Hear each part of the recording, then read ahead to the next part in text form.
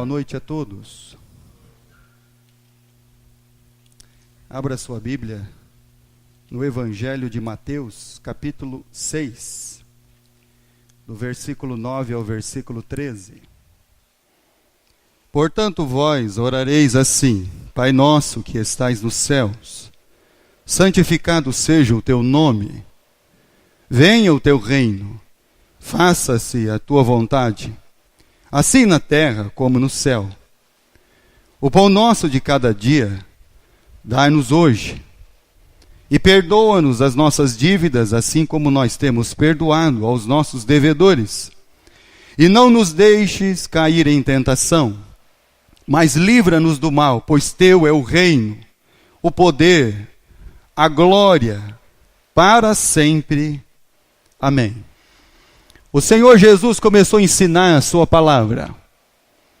Seu ministério tem início logo com a tentação. Você já imaginou começando um ministério, tentação? Foi impelido pelo Espírito Santo ao deserto para ser tentado. E aí quando você chega, Jesus ele ouve que João está preso e ele começa a pregar que o reino de Deus chegou. Então nós aprendemos com Jesus que nós não vamos ser bem-aventurados quando nós alcançarmos as virtudes. Nós somos bem-aventurados porque o reino de Deus chegou na nossa vida. Que apesar do choro, bem-aventurado. Que apesar de ser manso e não revidar o violento, bem-aventurado. Então não são as virtudes que nos tornam bem-aventurados. O que nos torna bem-aventurado é que o reino de Deus chegou lá na sua casa. E apesar de todo o choro que nós temos embaixo do sol ainda nesta vida, porque o único lugar que não haverá choro será no céu. Nós somos bem-aventurados. E aí Jesus continuou falando, e ele disse que a vida espiritual, ela é cultivada no íntimo, no secreto. O teu Pai que vê em secreto. E aí você pensa em Jesus, e parece que Jesus está na contramão de todo mundo. Quando os irmãos de Jesus, no capítulo 7 do Evangelho de João, diz para ele assim: olha, lá em Jerusalém tem a festa do tabernáculo, tem muita gente lá, vai lá, faz os seus sinais, aparece para o mundo. Aí Jesus falou: não, porque o reino de Deus não trabalha dessa maneira. Jesus, quando fazia milagre, ele falava para a pessoa ficar o quê? Quieto.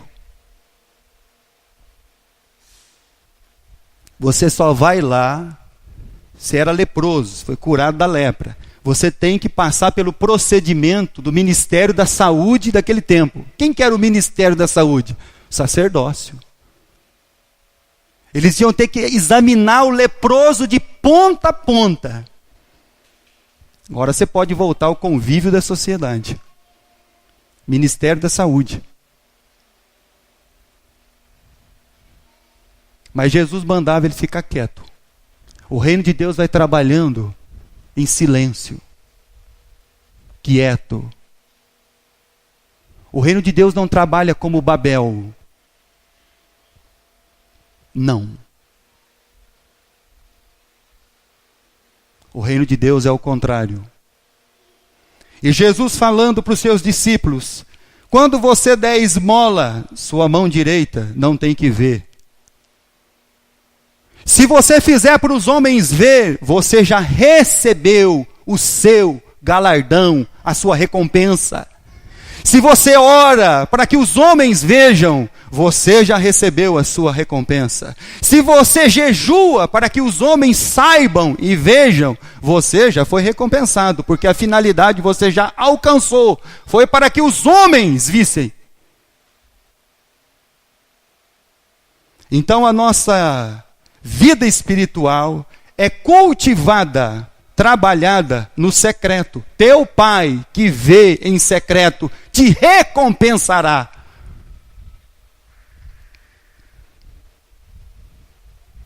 E aí, quando isso é trabalhado no secreto, por que no secreto? Porque é o íntimo.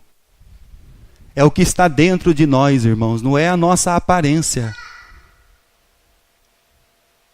Porque nós podemos colocar muitas máscaras, mas o que o reino de Deus ele trabalha é o que está dentro de nós, para que o que está dentro de nós seja transformado, moldado, vivificado. Por isso que Jesus disse para a mulher no poço lá de Jacó: vai fluir de dentro de você uma fonte que jorra para a vida eterna.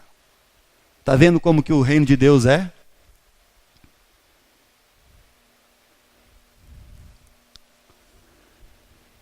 E aí você não vai ter como esconder você mais, porque você vai se tornar sal da terra, luz que se coloca no velador, cidade iluminada em cima da montanha.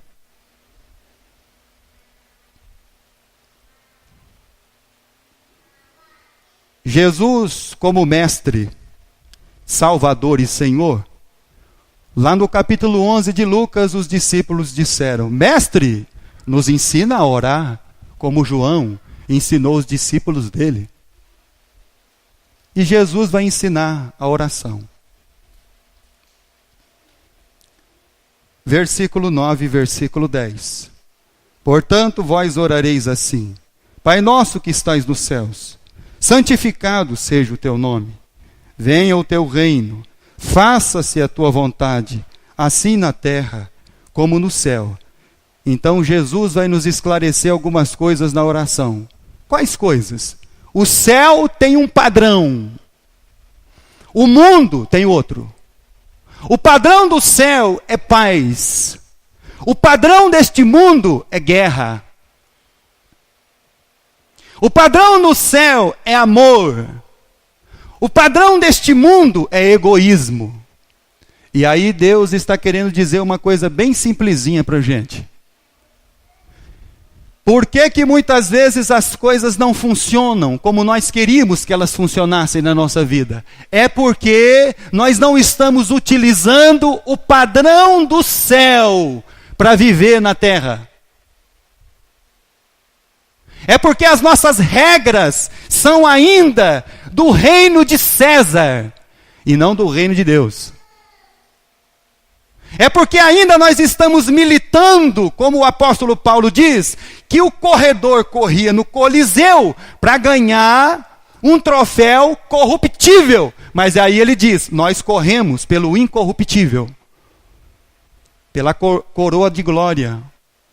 Então, quem sabe a sua vida não está alinhada com o padrão do céu. E aí você está tentando falar do céu, mas vivendo um padrão do mundo. Ao passo que Jesus diz assim, isso aí é uma clareza para nós. Esclarecer. E aí ele nos consola.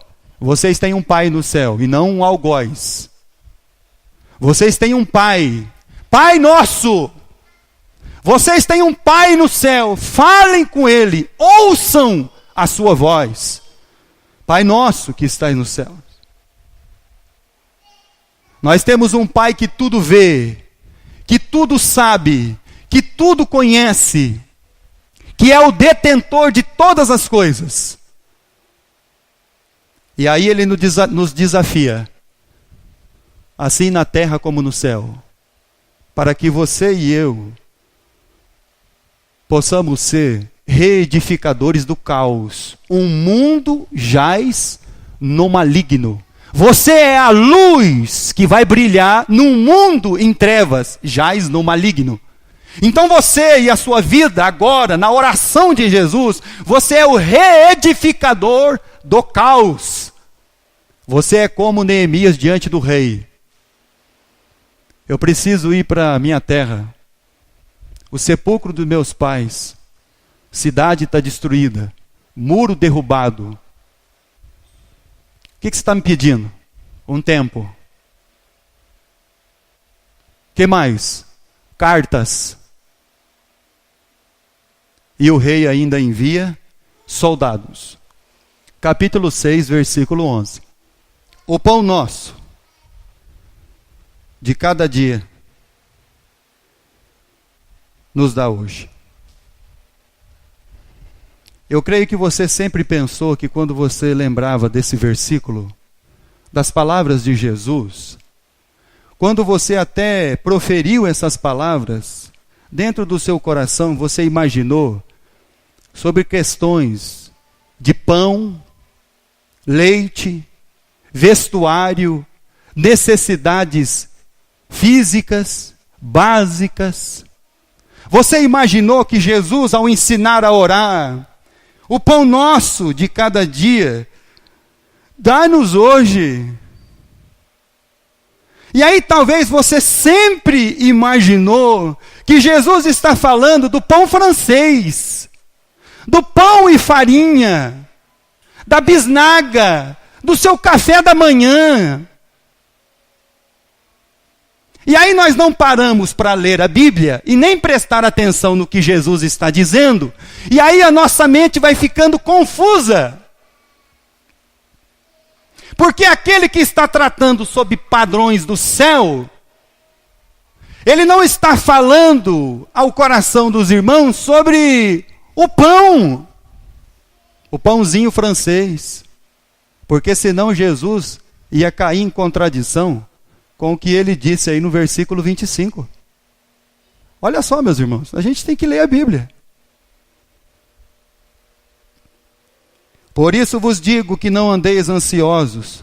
Pelo quê? Pela vida. Olha só, vamos continuar lendo. Quanto ao que haveis de, o quê? Comer e beber. Então Jesus não está falando de pãozinho francês. Porque senão ele não diria ao contrário aqui. Ao passo que nós estamos ficando ansiosos e buscando diariamente, com ansiedade, por essas questões. Colocando o nosso coração e a nossa vida baseado em tudo isso, porque nós achamos que estas coisas são as necessárias. Então por isso que a gente entendeu Mateus 6,11, o pão nosso de cada dia nos dai hoje, como pãozinho lá de casa. E aí Jesus falou, não, filhinhos, não é isso que eu estou falando para vocês. Versículo 25. Quanto ao que haveis de comer ou beber, nem pelo vosso corpo quanto haveis de vestir, não é a vida mais do que o alimento e o corpo mais do que as vestes? Jesus vai trabalhando isso dentro do nosso coração. Versículo 31 do capítulo 6. Portanto, não vos inquieteis dizendo, que comeremos, que beberemos, ou com que nos vestiremos? Então Jesus não está tratando das questões, meus irmãos, do passageiro, do efêmero, daquilo que você come agora e daqui a pouco você tem o quê? Fome. Da roupa que você veste e daqui um pouco de tempo ela já não serve mais. Nós achamos que dentro da oração de Jesus, Jesus está tratando sobre as coisas passageiras deste mundo. Não! Jesus está tratando sobre as coisas eternas e celestiais. É por isso que no outro dia a gente tem o que, irmão? Fome. É por isso que sempre você tem o que? Sede. É por isso que sempre você faz o quê? Compra uma roupa. E passa ano, mês, semana, e você vai repetindo essas mesmas coisas sempre, porque disso você tem ansiedade, necessidade, questões humanas que perecem. Por isso no dia que Jesus falou com a mulher no poço e falou para ela assim, olha, se eu te der a água que eu tenho para te dar, você nunca mais vai ter sede. Puxa vida, Senhor, me dá dessa água, porque eu não volto mais aqui. Porque se você beber a água do poço aí, amanhã você vai ter sede de novo. Então Jesus está tratando de uma coisa, irmãos, assim, eterna, de alma. E aí, quando você fosse ler a palavra de Deus, o pão nosso de cada dia, dá-nos hoje. Talvez você deveria pensar assim: a plenitude da satisfação, dá-nos hoje, Senhor. Vou repetir de novo. A plenitude da satisfação, dá-nos hoje. Nos dá um coração satisfeito, contente. Nos dá uma alma sossegada, Senhor. Porque senão todo dia eu vou ficar pedindo o pão nosso de cada dia. Então nós deveríamos pensar na oração da seguinte maneira: a plenitude da satisfação nos dá hoje. Salomão, quando escreveu sobre os homens no livro de Eclesiastes, ele diz assim: o trabalhador, quer coma muito ou pouco, ele dorme. Então o problema que a gente tem é de alma. Se a sua alma não encontrou Cristo, não existe nada neste mundo que vai satisfazer você. Por isso que Jesus não está falando de pão francês. Abra a sua Bíblia no Evangelho de João, capítulo 6. Evangelho de João, capítulo 6. Versículo 47. O Senhor Jesus, ele diz que tem uma geração que correu atrás dessas coisas, das coisas materiais, das coisas perecíveis, e receberam. Foram supridos, mas isso não significa que eles entenderam ou entraram no eterno. Capítulo 6, versículo 47. Em verdade vos digo, quem crê tem a vida eterna. Eu sou o pão da vida. Se a sua alma ainda não se satisfez, é porque ainda você não conhece o pão da vida. Vossos pais comeram o maná no deserto. E aconteceu o que com eles? Morreram. Foram alimentados por 40 anos. Eles buscaram o perecível. Deus mandou. O problema de vocês é comida? Vou mandar para vocês. O problema de vocês é carne? Vou mandar carne até sair pelos dentes e pelos narizes. E aí Jesus olhou para aquela geração dos seus discípulos e disse assim: os pais de vocês comeram o maná, mas morreram. Versículo 50. Este é o pão que desce do céu, para que todo o que dele comer não pereça. Eu sou o pão vivo que desceu do céu. Se alguém dele comer, viverá eternamente. E o pão que eu darei pela vida do mundo é a minha carne. Disputavam, pois, os judeus entre si, dizendo: como pode este dar-nos a comer sua própria carne? Respondeu-lhe Jesus: em verdade vos digo, se não comerdes a carne do Filho do Homem e não beberdes o seu sangue, não tendes vida em vós mesmos. Quem comer a minha carne e beber o meu sangue tem a vida eterna, e eu o ressuscitarei no último dia. Pois a minha carne é verdadeira comida, o meu sangue é verdadeira bebida. Quem comer a minha carne e beber o meu sangue, permanece em mim e eu nele. Assim como o Pai que vive e me enviou, e igualmente eu vivo pelo Pai, também quem de mim se alimenta, por mim viverá. Este é o pão que desceu do céu, em nada semelhante àquele que os vossos pais comeram, contudo morreram. Quem comer este pão viverá eternamente. Eu sou o pão da vida, disse Jesus. Então Jesus não está falando, meus irmãos, daquilo que nós sempre imaginamos, das coisas perecíveis, das nossas questões da nossa vida embaixo do sol. Jesus está tratando conosco a respeito do eterno, do céu. Mas parece que a nossa busca incessante e constante é por causa das coisas que perecem. Nós muitas vezes estamos insatisfeitos porque não encontramos o Cristo, o pão da vida, a água da vida.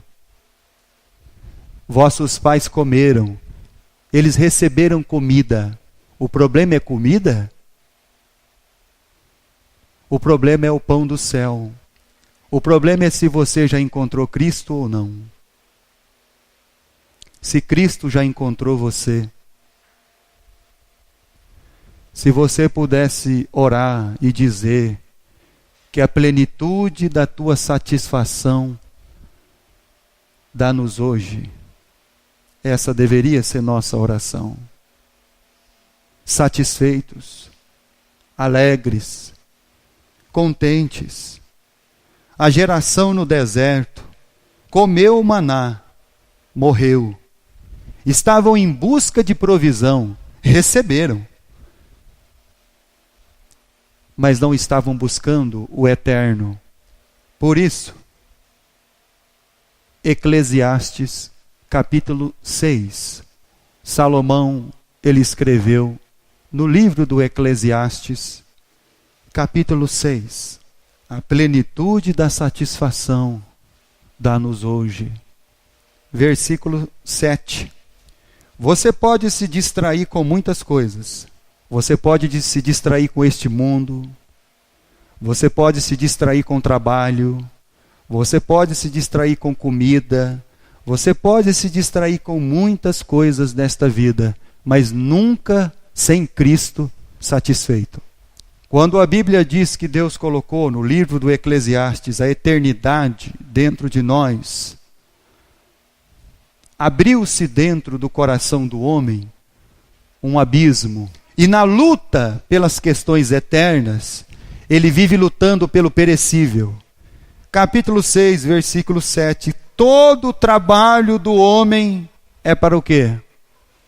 É para a sua boca. Você já percebeu isso ou não? E contudo, nunca se satisfaz o seu apetite ou a sua alma. Você nunca está contente.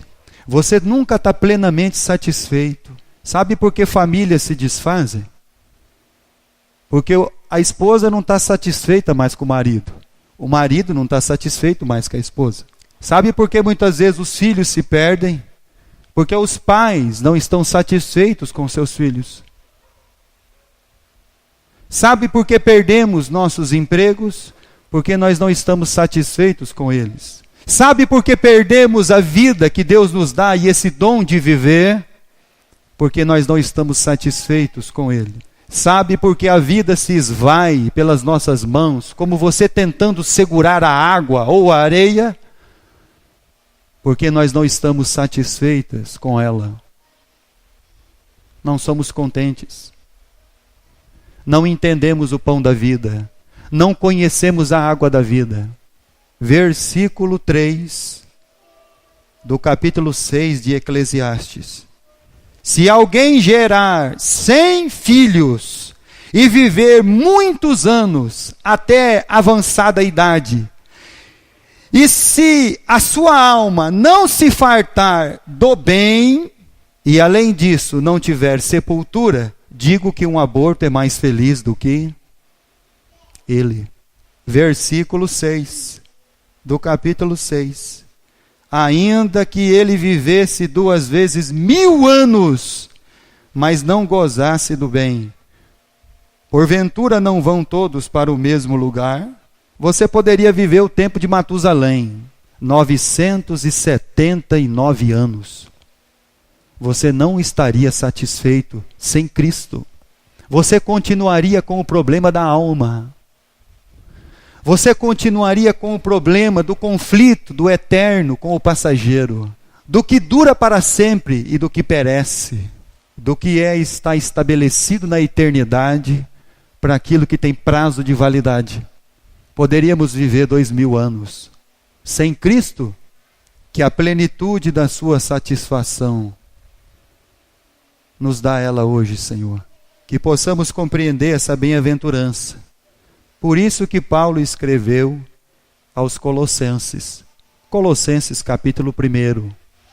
Jesus, ele já disse: não andeis inquietos, ansiosos, não se distraia. Senhor, eu vou te seguir, mas eu comprei um campo. Senhor, eu vou te seguir, mas eu tenho que casar. Senhor, eu vou te seguir. É sempre as mesmas coisas. Pode prestar atenção. As coisas se repetem, são as mesmas. Capítulo 1, versículo 19. E aí Paulo diz assim: porque aprouve a Deus que nele residisse toda a plenitude. Nele quem? Cristo.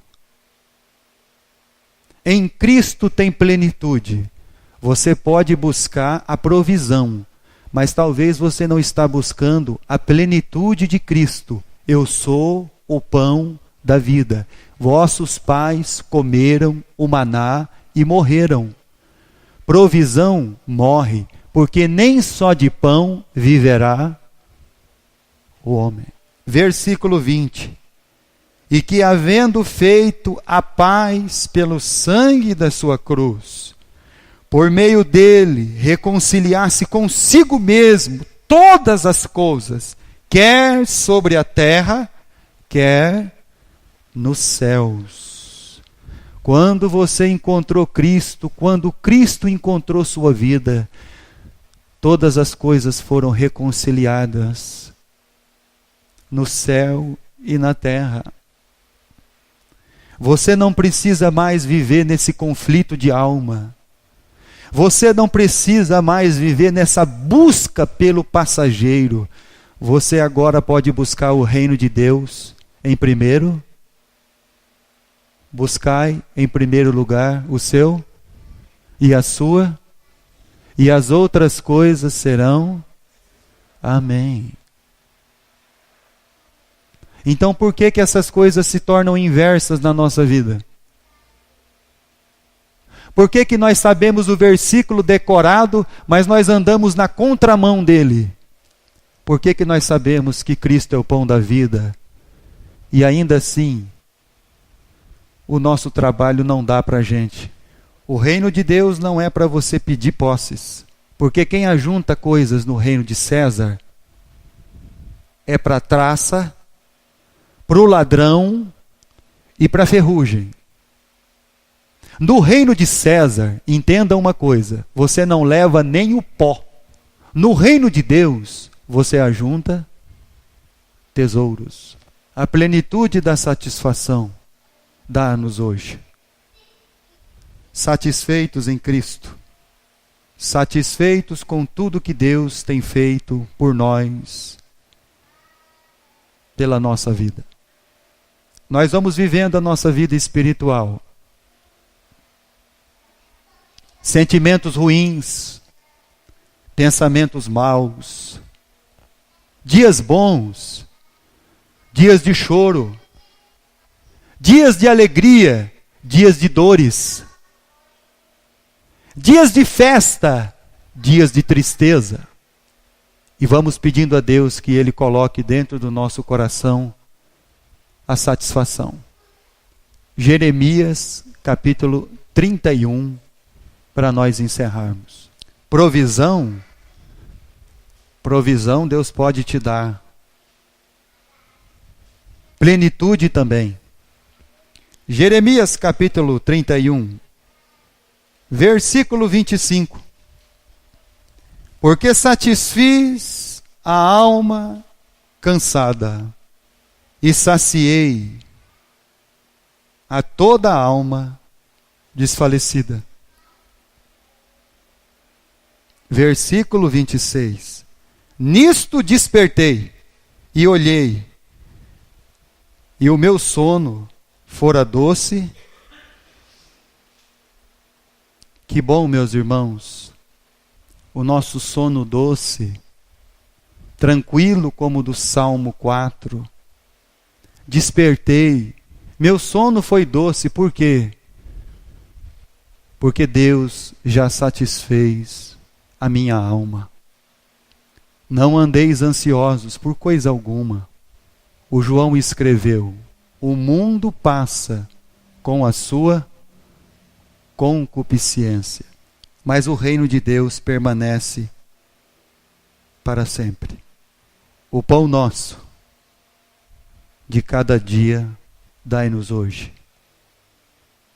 Dai-nos hoje, Senhor, um coração satisfeito na plenitude da sua vontade. Se você bateu e não abriu, mas não é que a porta não abriu, é que não abriu para o que você queria. Se você buscou e não encontrou, mas não é que você não encontrou, porque Deus, Ele enviou, só que você não encontrou o que você queria. Se você pediu e diz que não recebeu, é porque você não recebeu o que você queria. Tem muitas diferenças na nossa vida, irmãos. E as questões nossas são com Deus. Faça-se a tua vontade, assim na terra como no céu. E que a plenitude da satisfação o Senhor possa nos dar hoje. Em nome de Jesus, irmãos. Que essa palavra de Cristo, ela seja fiel e verdadeira aos nossos corações. Que Deus nos abençoe.